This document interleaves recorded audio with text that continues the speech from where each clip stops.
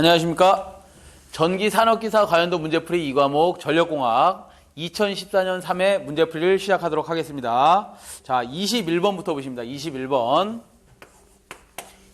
자, 정삼각형 배치의 선간거리가 5m이고 정삼각형 배치했답니다. 전선을 정삼각형 배치하고 선간거리가 5m, 5m, 5m라고 했습니다. 전선의 지름이 1cm다. 전선의 지름의 밑줄. 그럼 우리는 지름을 잘 안 쓰죠. 반지름 쓰죠. 전선의 지름이 1cm다. 삼상 가공선전선의 한 선의 정전 용량은 어떻게 되느냐 그랬어요. 정전 용량을 구해봐라. 그럼 CN은 어떻게 구하죠? 로그 10을 밑으로 하는 R분의 D분의 0.02413이다. 마이크로 페러파 킬로메다를 사용하는데 이 R값이 반지름이 얼마로 주었어요? 1cm로 주었으니까 얘를 2로 나눠줘야 되겠지? 2로 나눠주면 R부터 한번 구해보자. R은 어떻게 돼요? 1cm를 2로 나눠주면 그냥 0.5인가요? 근데 지금 cm가 있고 우리 선간거리는 메다로 주었으니까 둘 중에 하나를 뭔가로 통일을 해야 되는데 메다로 통일을 해보자. 메다로 통일하면 우리 반지름이 센티메다를 메다로 바꾼다 그러면 센티메다를 메다로 바꾼다는 C의 몇 승이 곱해져야 될까요? 마이너스 2승이 돼야지만 뭐가 되는 거야? 메터가 되겠지. 메터. 자, 그 다음 등가 선간거리를 한번 보시면 등가 선간거리가 정삼각형일 때 등가 선간거리를 한번 구해봐야 된다. 정삼각형에서의 등가 선간거리는 어떻게 계산하죠? D-는 D와 같다라 그랬지. 만약에 이게 정삼각형이 아니고 이렇게 생겼다고 하자. 이렇게. 예를 들어서 일직선에 있다. 이것도 삼각형이죠. 여기가 D, 여기가 D, 여기 거리가 2라고 한다면, 2D라고 한다면 이때의 등가선간거리는 어떻게 구하는 거예요? 등가선간거리는 3승근의 루트에 어떻게 하는 거야? D 곱하기 2D가 되겠지? D 곱하기 2D가 될 겁니다. 이걸 다시 정리하면 3승근의 루트 2만 남아있고 3승근 빠져나오면 D가 이렇게 되겠지? 자, 우리 지금 문제에서는 D-는 D와 같고 만약에 일직선이다 그러면 D-는 이렇게 계산하면 되지만 현재는 뭐예요? 우리는 정삼각형 주였으니까 D-는 D로 그대로 써주면 되겠죠. 자, 그럼 이걸 그대로 대입하면 로그 10을 밑으로 하는 얼마? R이 얼마라고 그랬어요? 0.5 곱하기 10의 마이너스 2승분의 D-는 얼마? 5가 그대로 들어가면 되는 거지. 메다니까 메다. 그대로 환산 다 해줬죠. 단위 환산 다 해줬고 0.02413이다. 요거 계산기 누르시면 얼마 나오냐면 0.008 마이크로 페러파 킬로메다가 나옵니다. 다음 몇 번? 1번이 되겠네. 1번. 자, 22번. 보일러 급수 중에 포함되어 있는 산소 등에 의한 보일러 배관에 부식을 방지할 목적으로 사용되는 장치는 그랬습니다. 자, 우리 보일러가 있으면 보일러에서부터 증기를 발생해서 과열기를 거쳐서 그 관을 통해서 어디로 가는 거예요? 터빈으로 들어갈 텐데 이런 관 안에 증기가 건조포화증기를 과열한 과열증기가 이렇게 흘러다니고 있는 이런 관로들이 있는데 여기에 예를 들어서 산소가 포함됐다. 산소가 같이 포함돼 버리면 산소가 포함되면 산소에 의해서 산화돼 버리죠. 산화됩니다. 그러면 관이 부식될 거고 여러 가지 안 좋은데 이 산소를 빼내는 기기가 있답니다. 그 기기가 뭐냐? 우리는 탈기기라고 해요.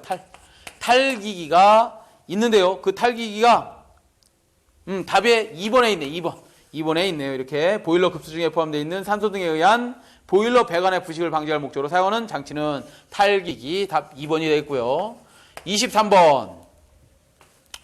변압기의 손실 중 철손의 감소 대책이 아닌 것은 그랬어요. 자, 변압기가 있습니다. 변압기가 있으면 변압기에 철이 있죠. 이걸 뭐 한 거야? 규소강판을 성층한 철을 사용하죠. 자, 그 다음 변압기에 뭐가 뭐놓지? 권선을 감고 변압기 2차 측에 권선을 감아서 여기에 뭐 하러 주는 거야? 스위치 달아놓고 부하 걸어주는 거지. 이렇게. 변압기가 이거 아니에요, 그죠? 자, 변압기가 이렇게 있는데 우리 철에서 생기는 손실이 있고 그 다음에 어디에 생기는 손실? 동에서 생기는 손실이 있답니다. 만약에 2차 측을 개방해 놓고 1차 측에 전압을 한번 인가해보자. 어떻게 되나?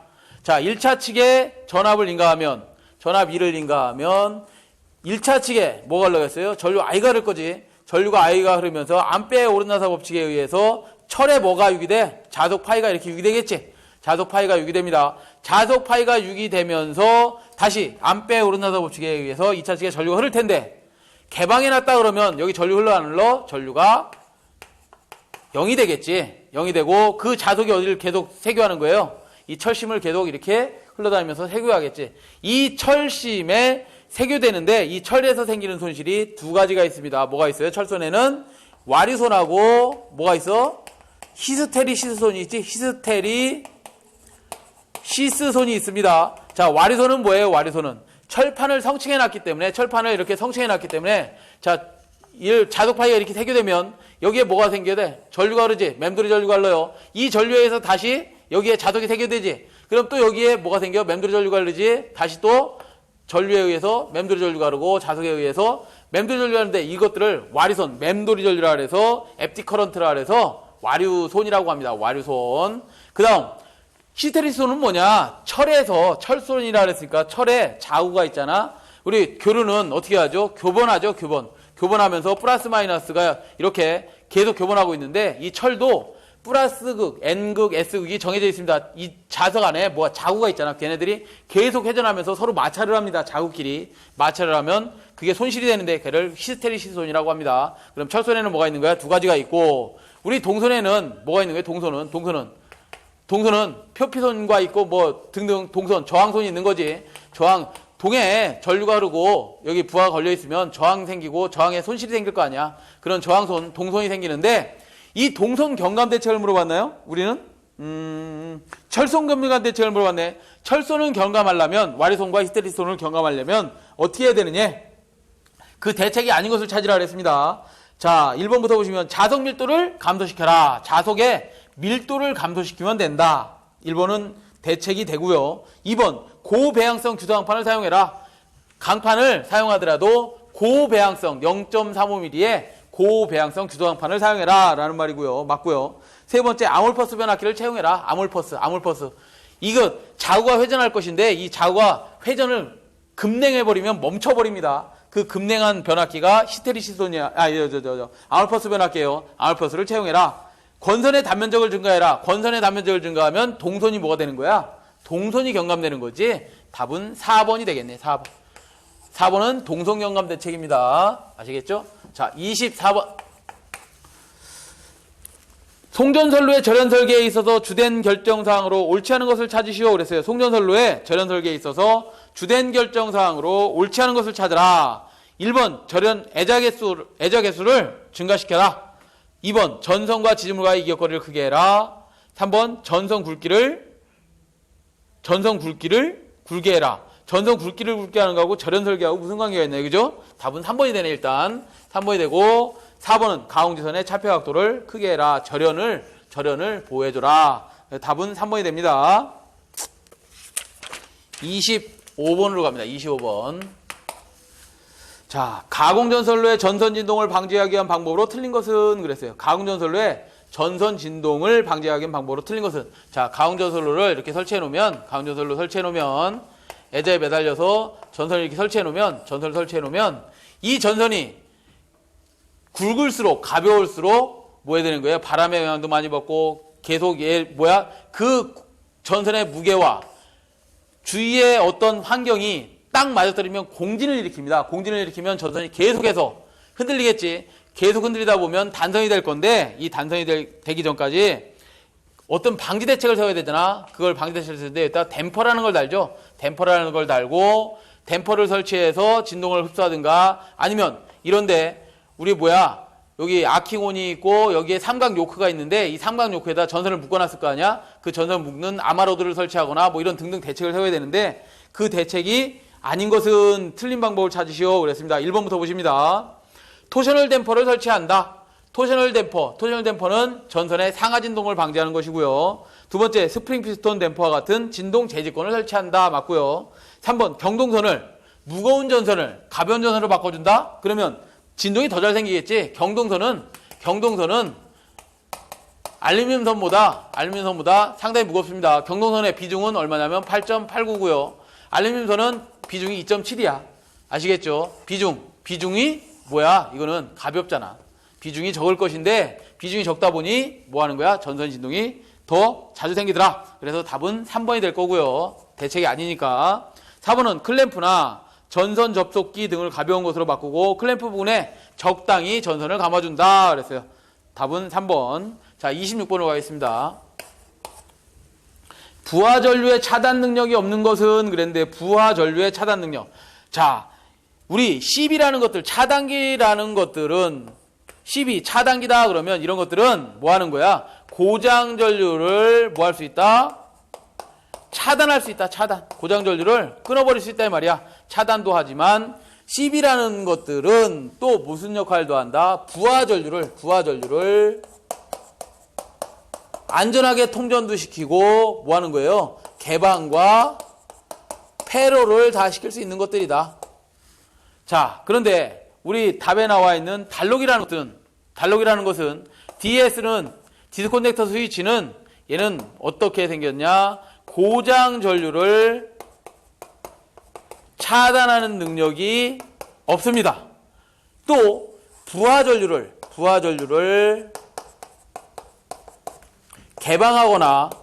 개방하거나 폐로하는 능력도 없습니다.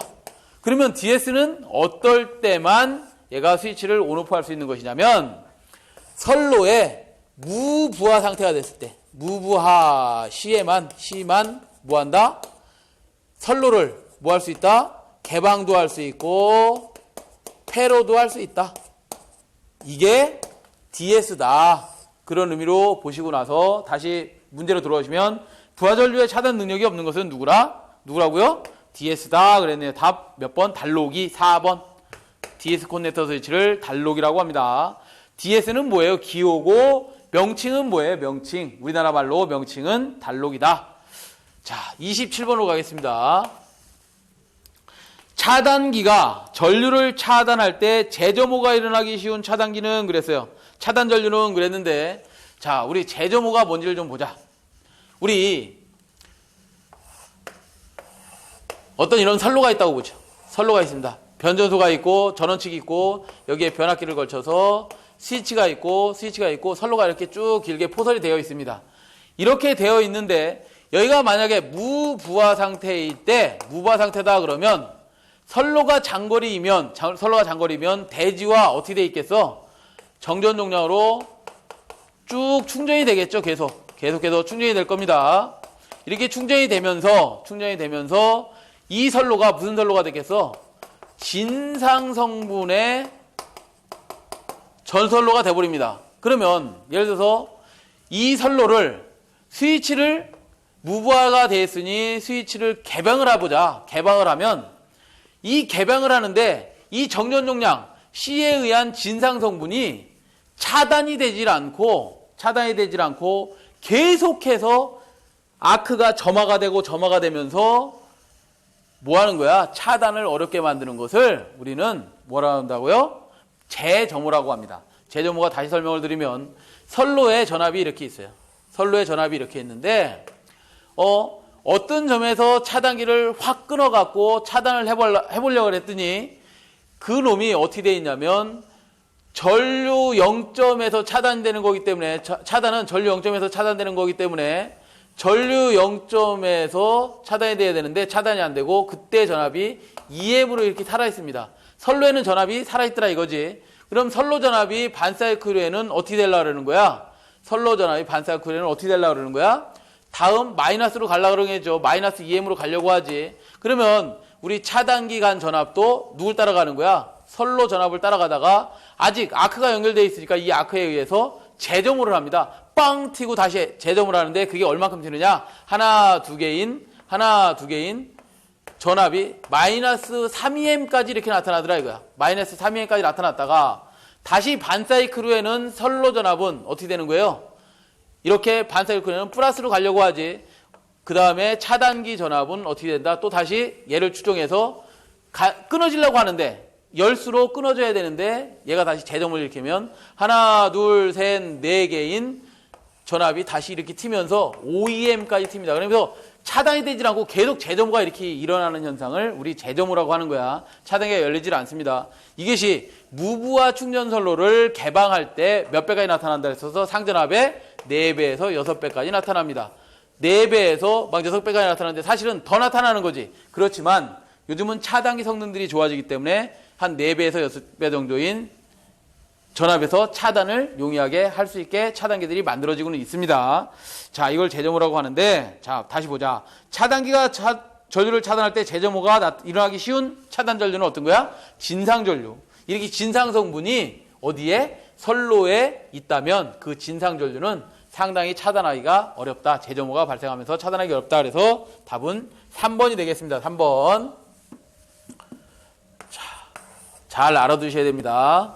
자, 그 다음 28번으로 가겠습니다. 28번. 전력용 콘덴서의 직렬로 콘덴서 용량의 5% 정도의 유도 리액턴스를 삽입하는 목적이 무엇이냐 그랬어요. 자, 무슨 소리냐면 우리 콘덴서는 잔류 전하, 콘덴서는 전하를 충전하는 거죠. 전하를 충전하는 건데 이 잔류 전하에 의해서 제5고조파가 발생이 됩니다. 개방하거나 폐로할 때 도립전류가 나오는데, 자, 도립전류에 의해서 제5고조파도 같이 나옵니다. 무슨 소리냐면 이렇게 선로가 있어요. RST상이 있고 여기에 어떤 DS라고 그럴까요? DC 코일을 달아주고 여기에 리액터를 달아줍니다. 이렇게 리액터를 달아주고 그 다음에 우리 콘덴서는 델타 결선을 해서 이렇게 사용하고 있습니다. 저압이나 고압에서는 델타 결선을 해서 이렇게 사용하고 있는데 여기에 스위치가 당연히 있겠지. 차단기가 있겠죠. 이렇게 CB를 이렇게 여는데 열 때 또는 투입할 때 콘덴서를 투입해 줄 때 여기서 뭐가 나온다고? 도립전류가 나옵니다. 도립전류가 나옵니다. 도립전류. 왜? 잔류 전하가 있기 때문에 도립전류가 나오는데 이 전류에 따라서 나오는 게 제5고조파가 나오고 있습니다. 그럼 이 5고조파가 고조파가 나오면 계통이 어떤 역할을 할 거 아니야? 어떤 역할을 하냐면 계전기를 오동작시키거나 선로에 전류값을 크게 해줘서 전류를 진상으로 만들어주면서 개폐 서지가 대단히 커집니다. 그럼 개폐도 잘 못하고 이런 현상을 만들기 때문에 이 5고조파를 제거해줘야 되는데 이 5고조파를 제거하는 놈이 누구다? 직렬 리액터를 시리즈 리액터를 이렇게 설치해줘야 된다. 이 시리즈 리액터를 설치해줘야 되는데 몇 프로짜리 설치할 거냐? 자, 잘 보십시오. 5고조파를 제거하는 오메가 L은 5고조파 오메가 C에 대해서 서로 공진만 맞춰주면 이렇게 맞춰주면 사실 5고조파가 제거될 겁니다. 그러나 그거 크기를 한번 구해보자. 오메가 L은 어떻게 됐어요? 5를 밑으로 내려주면 25분의 1에 오메가 C분의 1일 거 아니야? 25분의 1 나누면 0.4%짜리 리액터를 달아줘야지만 결국 뭐가 되는 거야? 5고조파가 제거되는 겁니다. 아시겠죠? 그렇지만 실질적으로는 이론적으로 0.4%짜리지만 실질적으로는 몇 프로짜리 설치해줘야 되냐면 약 4에서 6%짜리 지금은 6%짜리 설치해주고 있습니다. 6%짜리. 이렇게 6%짜리 설치해주고 있어야 되는데 이 6%짜리 설치해주는 리액턴스 삽입 목적이 뭐냐요? 그 목적이 뭐라 그랬어? 제5고조파 전류를 억제하려고 이 6%짜리를 달아주는 거죠. 이론적으로는 몇 프로짜리? 4%짜리 0.04가 되겠지. 4%짜리를 달아주더라 이 말이야. 아시겠죠? 이론적으로는 4%, 실제는 6%짜리를 설치하고 있더라. 예, 이렇게 봐주시면 그렇게 해주면 5고조파가 제거되더라. 29번 가시면 중거리 송전선로에서 T형 회로일 경우 사단자 정수는 그랬어요. 자, 중거리 송전선로의 해석은 R과 L과 C가 집중되어 있는 집중정수 회로 해석을 합니다. 또 중거리 송전선로란 등가회로를 그려보면 선로에 직렬 임피던스가 있고 선로에 병렬 어드미턴스가 있을 텐데 얘들을 그냥 해석하기가 나쁘니 얘들을 해석하려면 T형 회로라든가 파이형 회로라는 것을 사용해서 뭐를 구하라는 거예요? ES 송전단에서의 전압 크기, 수전단에서 전류 크기를 계산해내야 한다. 왜? 송전단에서는 전압을 ES를 얼마로 인가시켜줘야 되고 인젝션해줘야 되고 전류의 크기를 얼마로 뭐 해줘야 되는 거야? 계산해야 되는지를 알고 싶으면 T형이나 파이형 회로 해석해라. T형이나 파이형 회로 해석하면 되는데 그러면 T형이나 파이형 회로 해석할 때 ES, IS를 어떻게 알아내느냐? ES는 우리 이런 식을 공부를 하셨을 겁니다. A의 ER 플러스 B의 IR이고 C의 ER 플러스 D의 IR인데 여기서 A, B, C, D는 뭐예요? A, B, C, D는 A라는 놈은 전압비고 B라는 놈은 뭐예요? 임피던스. 선로가 갖고 있는 임피던스 비율이고 그 다음 C라는 놈은 선로의 병렬, 어드미턴스 성분, D라는 놈은 전류비라는 건 여러분들이 공부해서 알고 계실 텐데 여기서 T형이나 파이형으로 회로를 등가화 시켜주지 않으면 A, B, C, D를 계산할 수가 없다. 그래서 T형이나 파이형 회로 해석을 해야 됩니다. T형이나 파이형 회로를 해석해야 되는데 우리 문제에서는 T형 회로 정수를 구하라 그랬으니까 T형으로 회로를 우리 ABCD를 구하기 위해서 변형을 시켜보면 T형 회로는 어떻게 해야 되는 거예요? 임피던스, 직렬 임피던스를 2분의 Z로 나눠주고 그 다음 2분의 Z를 나눠주고 어드미턴스를 그대로 두면 T형 회로가 되는 거죠. 이렇게 T형 회로가 돼서 좌측에서 보거나 우측에서 보더라도 뭐예요? 선로 정수가 평형되어 있으면 되는 거지. 이렇게 선로가 대칭이 되어 있으면 된다 이 말이야. 대칭이 되어 있는 상태를 그려주고 얘를 ES, 얘를 IS, 얘를 IR이 흐르고 있고 수전단전압 ER이라고 한다면 이 식으로부터 뭘 구할 수 있다? A, 전압비, 그 다음 B, 임피던스비, C, 어드미턴스 비, D, 전류비를 구할 수 있다. 어떤 식을 이용해서? 행렬식을 이용해서 자, 사단정수를 구했네요. 행렬식을 이용해서 사단정수를 우리 풀이에도 그렇게 구해놨죠. 자, 그러면 행렬식을 3개를 세워야 되는데 이 행렬식을 어떻게 세울 것이냐? 행렬식을 세울 때는 이렇게 세우더라. 이렇게. 어떻게 세운다? 첫 번째 있는 임피던스 B를 가지고 행렬식을 세우는데 전압비라든가 전류비는 얼마로 하자 그랬어? 1로 하고 당연히 전압이나 전류비는 1로 하고 그 다음 뭐 하자고? 첫 번째에 있는 임피던스 B는 2분의 Z로 표시되어 있고 어드미턴스 B는 얼마로 표시되어 있어요? 없으니까 제로. 다음 행렬식은 어떻게 하자고? 임피던스 제로, 어드미턴스만 Y로 다 표시되네요. 임피던스 B 없으니까 제로. 이 뒤쪽 거는 어떻게 하는 거야? 2분의 Z가 임피던스 B, 어드미턴스는 제로다. 이 제로 상태에서 우리 사단정수 A를 구해보라 했는데 A를 구하기 전에 이것들을 한번 다 ABCD를 한번 다 구해봐야 되겠다. ABCD를 한번 다 구해보자. ABCD를 구해보면 이렇게 계산하면 되겠죠. 행렬식을 세우는데 이렇게 계산하죠. 어떻게 한다? 여기서 A, B, C, D는 이렇게 되겠지. 자, 어떻게 되냐? A 값을 먼저 계산해보면 요렇게 곱하고 또 어떻게 곱해요? 요렇게 곱해서 곱한 것끼리 플러스 시켜주면 되는 거죠. 1 곱하기 1은 얼마예요? 1 플러스 2분의 ZY가 되는 거지. 2분의 ZY가 계산되네요. 자, B 값을 구해볼까? B 값은 어떻게 계산한다? 요놈과 요놈을 곱해주고 요놈하고 이렇게 곱해주는 거지. 자, 그러면 B는 1에다가 0 곱하면 0이고 2분의 Z하고 1 곱하니까 2분의 Z만 나오겠네. 2분의 Z가 나올 것이다. 그죠? 자, 그 다음 C정수를 한번 구해보자. C정수는 어떻게 구했어요? 이렇게 한번 곱하고 이렇게 곱하는 거지. 곱한 것끼리 더해주면 되는 거지. 1만 나오겠네요. 자, 그 다음 D정수는 어떻게 구한다? 이렇게 곱해주나요? 맞나? 예, 맞네요. 0하고 0 곱하니까 0, 1하고 1 곱하니까 1이 나왔네.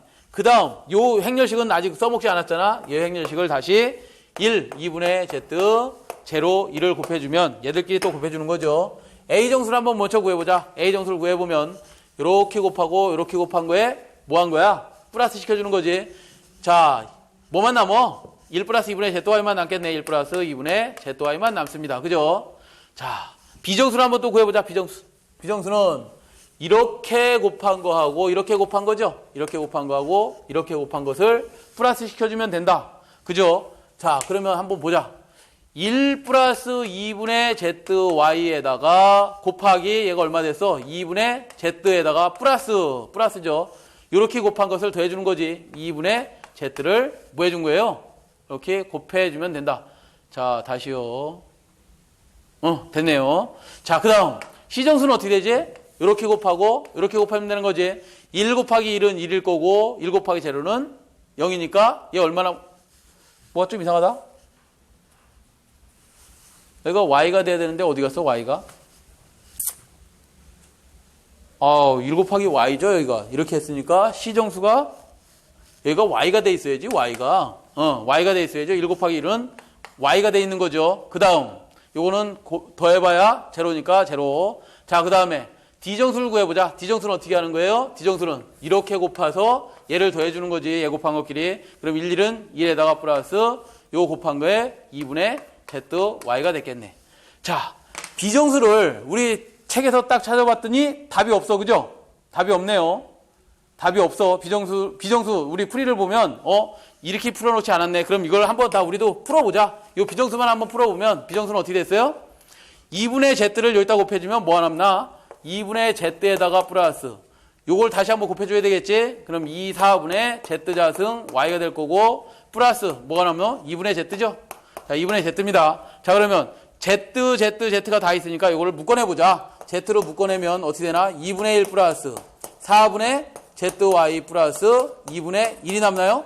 2분의 1, 2분의 1, 0.5, 0.5 하니까 얼마야? 1이지 1. 그러면 Z에 1 플러스 4분의 ZY가 됐겠네.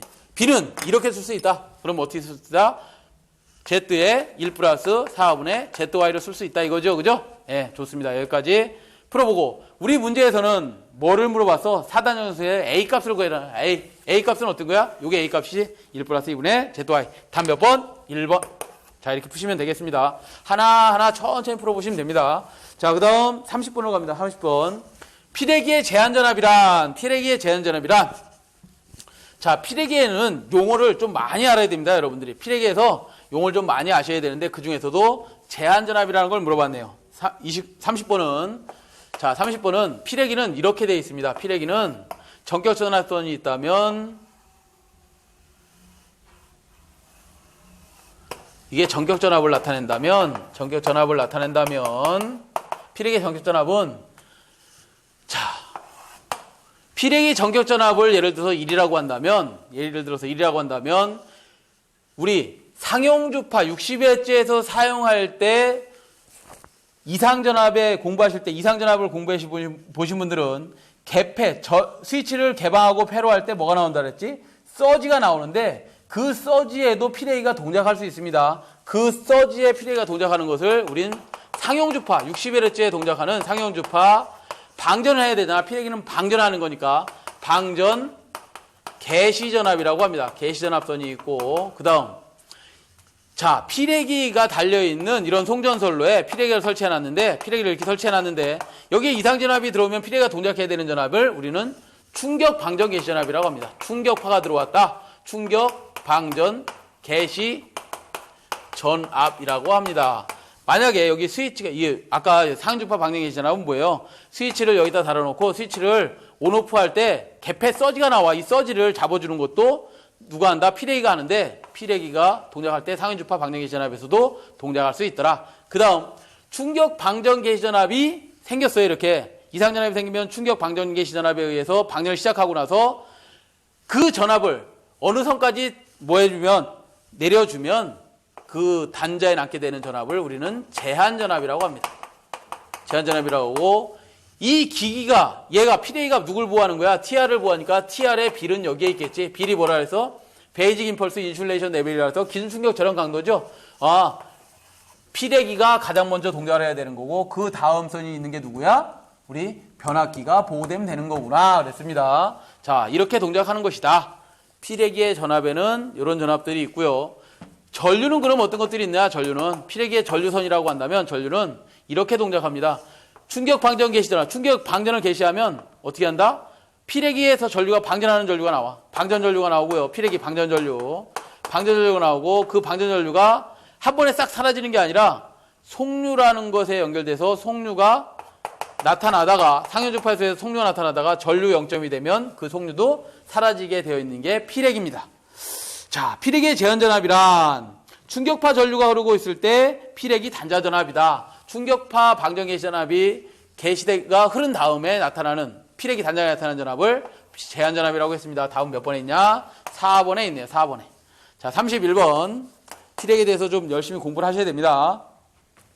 수차의 특이속도 크기를 바르게 나열한 것은 그랬는데 수차의 특이속도가 뭐냐? 특이속도가 특유 속도란 이런 겁니다.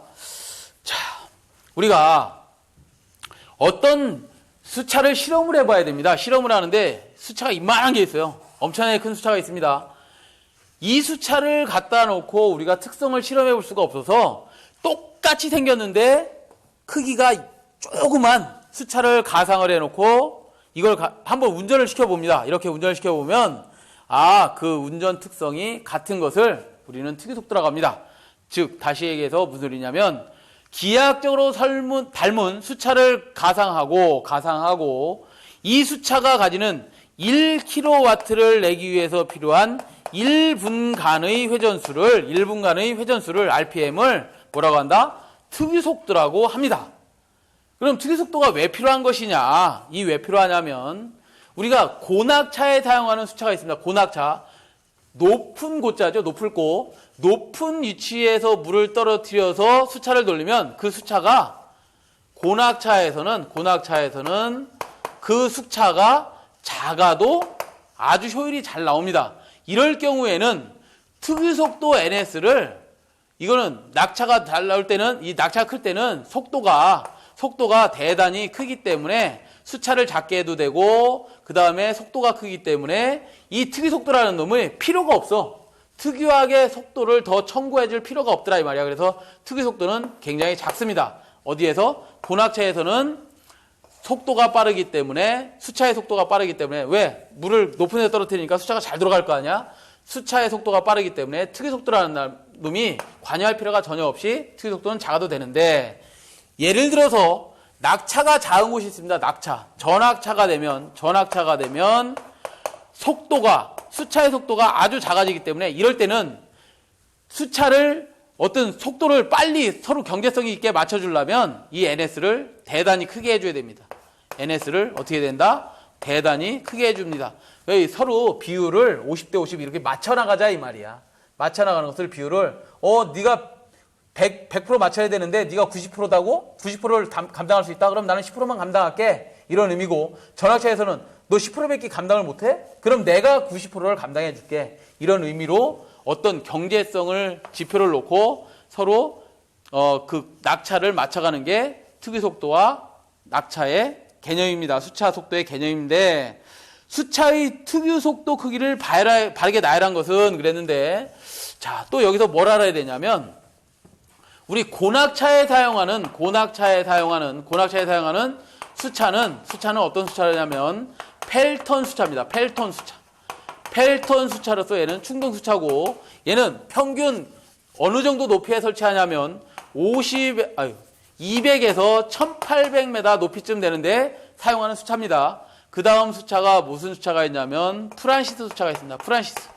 프란시스 수차는 그 높이가 평균 높이가 50에서 530m에 사용합니다. 그 다음 고낙차는 사류 수차입니다. 사류 수차는 어떤 높이에 사용하냐면 유연낙차가 40에서 200m에 사용합니다. 그 다음 카플란 수차가 있습니다. 카플란 수차는 그 높이가 30에서 90m 정도 되는데 사용하고 있습니다.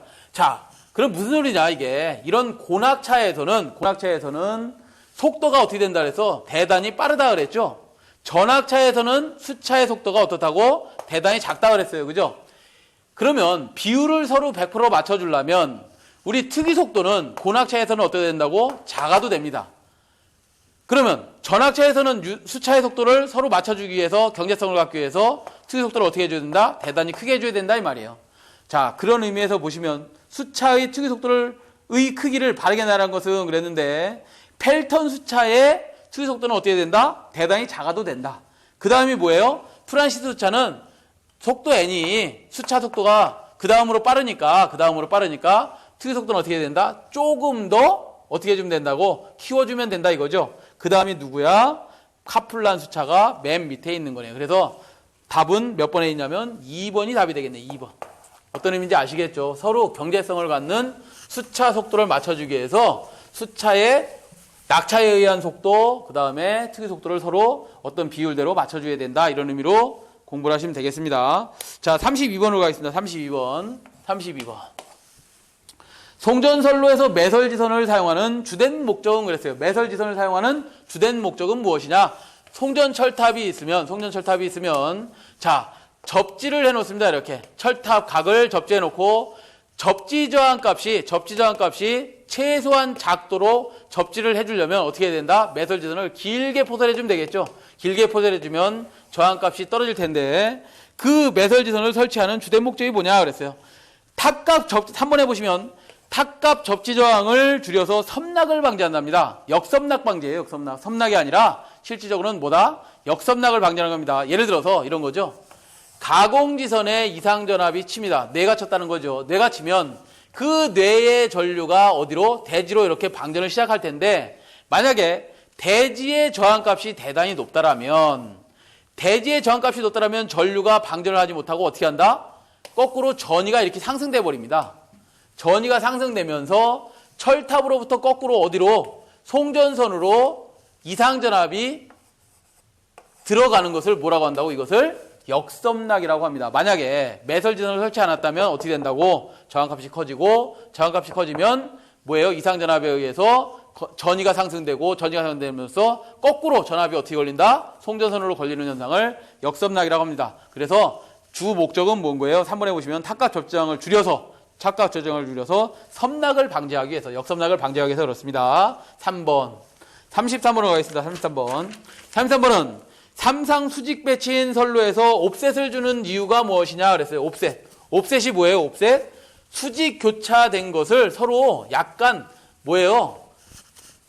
이렇게 이격을 주겠다는 거지. 33번은 이런 겁니다. 철탑을 세워놓는데 철탑을 암을 예를 들어서 R상의 암, S상의 암, T상의 암을 똑같이 수직으로 이렇게 설치해놓고 전선을 이렇게 설치해 놓는다면 예를 들어서 전선에 눈이 쌓입니다. 전선에 이렇게 눈이 쌓였을 때 전선에 눈이 쌓인 것이 갑자기 일제히 탈락을 해버리면 그 반동에 의해서 퉁 튕겨져 올라갑니다. 슬리트 점프라고 하는데 슬리트 점프하게 되면 같은 평형상의 수직선상에 전선이 있다면 서로 혼촉이 될 수 있겠죠. 그 혼촉이 되는 것을 방지하기 위해서 어떻게 하느냐? 암의 길이를 틀리게 해줍니다. 어떻게 한다? 가운데는 길게 해주고 중간은 이렇게 해주는 게 이게 옵셋이다. 옵셋. 결국은 뭐예요? 전선의 혼촉 방지, 단락 방지. 답 2번이 되겠네요. 34번입니다. 1차 전압 6000V, 권수비 30인 단상 변압기로부터 부하에 20A를 공급할 때 입력 전력은 몇 킬로와트가 되는가 그랬어요. 입력 전력은 몇 킬로와트가 되는가 그랬습니다. 자, 전력이라는 것은 P는 1차 측 전력을 물어봤으니까 입력 전력을 물어봤으니까 V1, I1이 됐겠죠. 자, 그런데 여기서 문제에서는 1차 전압은 주어졌어요. V1은 주어졌는데 권수비 30인 단상 변압기로부터 부하 전력을 주어졌어. 결국 뭐야? I2 값이 무슨 암페야? 20A라고 주어졌습니다. 20A로 줬고 권수비 A가 얼마로 주어졌냐면 30이 주어졌어요. 그러면 1차 측 입력 전력을 구하려면 V1 값, I1 값을 넣어줘야 되는데 V1은 주어졌다니까 6000V가 이렇게 주어졌어요. 그러면 I1 값을 구해야 되겠지. I1 값을 어디서 구하라는 거야? 권수비 A는 이렇게 공부하셨죠. V2분의 V의 1은 I1분의 I의 2다. Z는 Z2분의 Z1의 루트 값이다. 이렇게 공부를 하셨는데 여기서 뭐 구하라는 거예요? 여기서 I의 완값 계산하라는구나. 이 공식에서 I의 완값을 계산하는구나. I1은 어떻게 하면 된다? 권수비 A분의 I2로 계산하시면 된다. 권수비가 얼마 주었어? 30 주어졌고 전류가 20 주어졌으니까 이 권수비를 어떻게 영영 지우면 I1 전류는 3분의 2가 된 거지. 그러면 여기다가 3분의 2를 곱해줘라. 그러면 얼마 나올 것이다. 걔가 얼마 나왔다 그랬어요? 4000W가 나왔다는 거예요. 4000W. 킬로와트를 구하라 그랬나요? 킬로와트를 구하라 했으니까 어떻게 하면 되는 거야? 킬로와트는 10에 몇 승 해주면 돼? 마이너스 3승 해주면 되겠지. 그럼 4킬로와트가 계산되겠네요. 다음 몇 번? 4번에 있습니다. 35번. 전력계통의 전압 조정을 위한 방법으로 적당한 것은 그랬는데요. 자, 우리 전력계통의 무효분을 조정함으로써 뭐를 조정할 수 있어? 전압의 크기를 조정할 수 있죠. 무효분을 조정하는 게 뭐예요? 진상 무효분을 공급한다 그러면 걔가 뭐 하는 거야? 콘덴서를 투입해서 진상 무효 전력을 발생시킨다는 것이고, 그 다음에 지상 무효 전력을 만들고 싶으면 뭐야? 불로 리액터를 계통에 투입시켜주면 되는 거죠. 그러면 되는 것이다. 다음 몇 번? 1번에 있네요. 36번. 송전선로에 가공지선을 설치하는 주 목적이 뭐냐요? 송전선로가 있습니다. 이렇게. 송전선로가 있는데, 철탑에 송전선로가 있는데, 가공지선을 왜 설치하느냐? 왜? 이상전압으로부터 누구 보호를 하고? 전선 보호해 주려고, 전선. 전선을 보호해 주려고 뭐 지금 달아놓은 거예요? 가공지선 설치한 겁니다. 자, 그럼 답이 몇 번에 있어요? 뇌에 대한 차폐 효과가 있더라. 답 2번. 37번.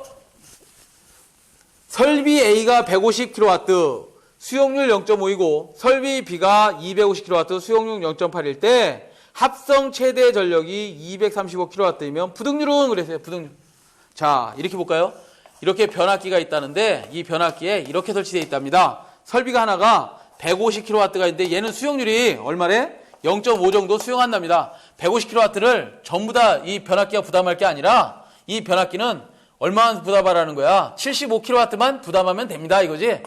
수용되는 게 이것뿐이 없으니까 여러분들 가정에 10kW 설비들이 있어요. 뭐 냉장고, TV, 세탁기, 에어컨, 히터 등등이 있는데 히터나 에어컨은 겨울에 사용하고 여름에 사용하는 거잖아. 이런 것들은 수용률을 어떻게 잡아주라는 거야? 서로 비교해서 50%로 잡아주라는 거지. 그게 수용률입니다. 그 다음 여기는 뭐 있어? 하나는 250kW가 있는데 수용률이 0.8이랍니다. 그죠? 수용률이 0.8이랍니다. 이럴 때 뭘 구하라 했어? 여기에 부등률을 구하라 했잖아. 부등률은 식을 여러분들 알고 계시지? 얘 몇 번이에요? 37번. 부등률은 합성 최대 전력의 분의 합성 최대 전력분의 각 수용과 수요 최대 전력을 이렇게 나눠준 게 부등률이죠. 자, 우리 부등률 구하라 그랬어요? 부등률을 구하라 했으니까 각 수요 최대 전력은 뭐야? 우리 수용률에서 설비 용량분의 뭐가 되겠어? 설비 용량분의 수요 최대 전력이잖아. 수요 최대 전력. 얘 구하라는 거지. 얘 구해다 넣으라는 거지. 자, 그러면 얘는 어떻게 된다? 수요 최대 전력은 어떻게 구하는 거야? 수용률 곱하기 어떻게 하면 돼요? 설비 용량 해준 거 아니야? 설비 용량. 수용률 곱하기 설비 용량 해줬잖아. 수용률 곱하기 설비 용량. 자, 그러면 합성한 최대 전력이 235가 걸렸다 그랬나? 235kW가 걸려있고, 그 다음에 각 수요 최대 전력의 합이라 그랬으니까 합입니다. 150 곱하기 0.5. 150 곱하기 0.5 플러스 어떻게 하라는 거야? 250 곱하기 0.8을 해줘라. 이거죠. 이렇게 하면 부등률이 나오는데 걔가 얼마? 1.17이 나오더라. 이거. 자, 이게 뭐예요? 부등률이 구해진 거다. 얘는 항상 누구보다 커야 된다? 1보다 커야 된다라고 배웠습니다. 자, 답 3번이고요. 38번. 송전단 전압이 3300V, 수전단 전압이 3000V이다. 수전단의 부하를 차단했답니다. 수전단의 부하 차단은 무부하 상태가 되는 거지. 무부하가 됐다. 수전단의 전압이 3200V라면 회로의 전압 변동률을 구하랍니다. 전압 변동률. 자, 38번은 자, 우리가 전원단이 있습니다. 이렇게 전원단이 있고 선로가 있고 우리 수전용 변압기가 있어. 수전용 변압기가 있고 여기에 부하를 전부하 걸을 때가 있고 전부하를 쓸 때가 있고 무부하 상태가 있다 이 말이야. 자, 우리가 알고 있는 전압 강화는 어디서부터 어디까지 생긴 거예요? 송전단에서부터 수전단에 전압 강화가 생기는 거지. 자, 그러면 전압 강화는 이렇게 구할 수 있나? 전압 강화는 VS-VR이라고 할 수 있고. 자, 그 다음에 전압 변동이라고 할게요. 전압 변동은 우리 수용가에서 예를 들어서 전부하를 걸었을 때하고 무부하가 됐을 때의 차가 전압 변동이 생긴 거죠. 전압 변동은 어떻게 생긴 거라고? 전부하를 쓸 때하고 무부하를 쓸 때의 차가 전압 변동이지. 그걸 전압 변동률을 구하랍니다. 우리는 전압 변동률을 구하라 그랬으니까 전압 변동한 율은 이거지. 수전단 전압을 전부하 걸었을 때가 기준이 되겠지. 수전단 전압이 전부하 걸었을 때 100%라고 하면 무부하일 때의 전압 마이너스 전부하 전압 곱하기 100% 해주면 걔가 전압 변동률을 나타내는 겁니다. 자, 그럼 전압 변동률은 전부하 전압을 걸었을 때의 전압이 얼마라고 나온 거예요? 얼마? 수전단 전압이 얼마? 3000일 때지. 3000분의 무부하 전압은 부하를 차단했을 때의 전압이네. 그때의 전압이 얼마라는 거예요? 3200V랍니다. 3200V. 전압이 올라가겠지. 부하를 안 쓰니까. 3200V 마이너스 전부하 전압은 3000 곱하기 100이다. 그러면 얘가 얼마 나와? 6.67%가 나온답니다. 3300V는 왜 준 거야? 전압 강하하고 색깔리라고 여러분들. 아시겠지? 그래서 이런 건 신경 쓰지 말으셔야 됩니다. 다음 몇 번? 4번에 나와 있네. 39번. 39번은 진상 콘덴서의 2배의 교류 전압을 가했을 때 충전 용량은 어떻게 되겠는가? 그랬어요. 충전 용량은 어떻게 되겠는가 그랬는데 우리 풀이를 좀 참고하시면 충전 용량을 이렇게 한답니다. PC라고 한답니다. PC에 대해서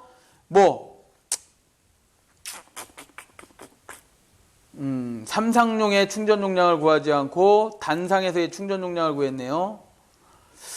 자, 좋습니다. 어찌됐든 우리는 충전 용량은 이렇게 계산합니다. 어떻게 계산하냐면 우리 충전 전류는 콘덴서 충전 전류부터 알아보면 충전 전류는 그 값이 XC분의 한 상에 걸리는 전압을 나눠주면 돼. 그러면 XC라는 놈은 오메가 C분의 1분의 2가 되겠지? 왜? 용량성 리액턴스는 오메가 C분의 1분의 2다. 이렇게 계산하면 얘가 범수를 풀면 오메가 C2가 될 겁니다. 얘 상전압이 되겠지? 자, 그러면 이 IC 값에다가 뭘 곱해주냐면 그 상에 흐르는 전압값을 곱해주면 걔가 충전 용량이 되는 거야. 만약에 이게 단상이 아니라 3상이다 그러면 여기다 뭘 곱해주면 되는 거예요? 3을 곱해주면 되는 거야. 이렇게 3을 곱해주면 3상에서의 충전 용량이 구해지는 거고요. 이렇게 단상이다 그러면 단상에서의 충전 용량을 계산해주면 된다. 단상일 땐 그러면 내가 아까 뭐라 했어? 오메가 C2라 그랬고 거기에 전압 2가 곱해지는 거죠. 단상에서는 상전압이나 성간전압이랑 같으니까 어떻게 표시할 수도 있어? 오메가 C V에 상전압을 성간전압으로 바꾸는 똑같은 얘기라 그랬어요. 두 개 있으니까 자승 이렇게 취해주면 되겠죠. 문제에서 우리 풀이에서 보면 어떻게 돼 있나요? 전압을 2배로 올렸다 그랬으니까 얘가 2배가 됐답니다. 그럼 얘가 2배가 되면 자승이니까 몇 배가 되는 거야? 합이 오메가 C는 상수고 4배가 되겠지. 4배. 다음 몇 번에 있어요? 4번에 있네요. 자, 40번 풀이죠. 40번. 동일한 부하 전력에 대하여 전압을 2배로 승합하면 전압 강화율은 전력 손실률은 다 밑줄 하나씩. 전압 강화율은 전력 손실률은 어떻게 되느냐? 전압을 2배로 변화했다. 상당히 어려운 문제네요. 왜? 세 가지를 다 알아야 되잖아요, 여러분들이. 우리 전압 강화를 한번 먼저 구해보자. 40번은 여기다 풀어야 되겠네.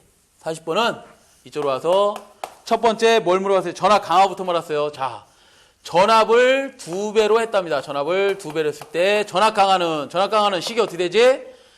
단상이든 삼상이든 단상이라고 하자. I의 R 코사인 세타 플러스 X의 사인 세타라고 배웠습니다. 자, 그러면 I는 V 코사인 세타분의 P라고 쓸 수 있지. R 코사인 세타 플러스 X의 사인 세타다 그랬어요. 그러면 코사인 세타 나눠주고 코사인 세타 사인 세타 나눠주면 얘가 어떻게 나오나요? V분의 P에다가 코사인 해주면 1이니까 R 플러스 코사인 사인 하니까 X의 탄젠트 세타네. 자, 그러면 고로 전압 강화는 전압에 어떻게 되는 거예요? V에 반비례하는 거죠. 반비례하는 거지. 자, 그러면 얘가 몇 분의 몇이 돼서 전압이 2배 됐다 그랬으니까 결국 어떻게 되는 거야? 전압 강화 2는 어떻게 된다? 2분의 1승이 되나요? 예, 좋습니다. 2분의 1승이 되겠네요. 자, 그 다음 두 번째 뭘 구하라 그랬어? 전압 강화율을 구하라 그랬어요. 전압 강화율. 그죠? 전압 강화율 구하라 그랬어. 두 번째 전압 강화율은 어떻게 구하는 거야? 전압 강화율을 대리라고 합시다. 자, 대는 우리 수전단 전압에 대해서 수전단 전압을 100% 했을 때 전압 강화가 몇 프로 생겼냐가 전압 강화율이지. 자, 그러면 수전단 전압에 대한 전압 강화는 이렇게 구해졌네. 자, 그러면 V분의 P에다가 R 플러스 X 탄젠트 세타 곱하기 100%라고 쓸 수 있어요? 예, 맞습니다. 자, 그러면 번분수에 의해서 V 자승분의 P에 R 플러스 X 탄젠트 세타 곱하기 100으로 쓸 수 있나? 예, 쓸 수 있죠. 자, 그러면 고로 전압 강화율은 전압에 어떻게 돼 있어? 자승에 반비례하고 있죠. 자, 그러면 고로 전압 강화율은 어떻게 되는 거야? 2의 자승이니까 2의 자승분의 1이니까 4분의 1이 되나요? 예, 좋습니다. 4분의 1이 되네. 자, 그럼 전압 강화율은 4분의 1이 될 거고 세 번째 뭘 구하라 했어요? 옆에다 구하죠. 전력 손실률을 구하라 했지.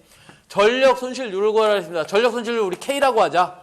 전력 손실률은 삼상 전력에 대한 전력 손실이 몇 프로 생겼냐가 전력 손실률이죠. 그러면 삼상 전력에 대한 삼상전력 손실을 구해보자. 그러면 삼상전력 손실을 PL이라고 한다면, 자, 삼상전력은 어떻게 구하죠? 루트 3 V I 코사인 세타 분의 뭐 되는 거야? 3 I 자승 R이 되나요? 자, 그러면 자승 I 자승하고 I 지워줘 보자. 그러면 루트 3 V 코사인 세타 분의 3 I R만 남네요. 분모 분자에 한번 루트 3 V 코사인 세타를 한번 곱해보자.